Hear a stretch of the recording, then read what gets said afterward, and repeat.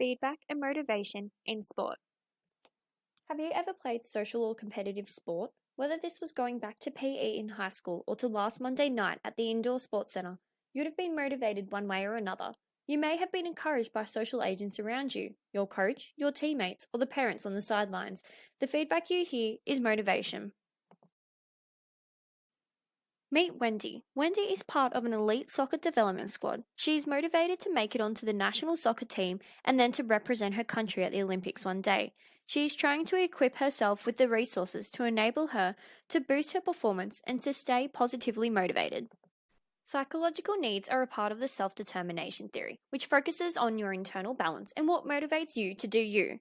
For Wendy to satisfy her psychological needs within sports, she needs to ensure that she recognizes autonomy, where she oversees her training sessions, listens to her coach's perspectives, displays patience in her improvements, and asks for rationales.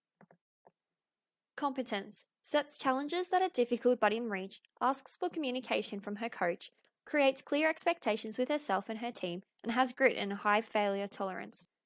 Relatedness, gets involved with her team training, forms a social bond with teammates and coach, demonstrates awareness, shows responsiveness to her coach, and seeks it in return. Wendy and her coach catch up and chat about some goals she can create for herself. Her coach has demonstrated an autonomous-supportive relationship. He's aware of Wendy's goals and will be able to create a style of feedback that will benefit with her performance and longevity of motivation and interest in her sport. Autonomy-supportive relationships acknowledge negative feelings, uses non-controlling language, offers meaningful choices, and nurtures internal motivation. Now that Wendy knows what she needs to do to feel motivated on her own, let's see how feedback can alter this.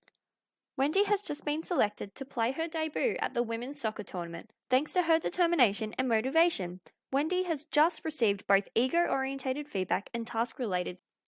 The ego-orientated feedback was from her parents, who were focused on her scoring more kicks than her teammates. As a result, Wendy started to feel self-conscious when near the soccer ball in play, as she is now concerned of disappointing her parents. Her coach had noticed this interaction and had noted it is not the preferred feedback style for Wendy. Coach at halftime spoke to Wendy in an autonomous, supportive style, focusing on task-related feedback, suggesting a technique to improve her kicks. This saw Wendy to have increased self-determination to master a kicking style to improve her performance.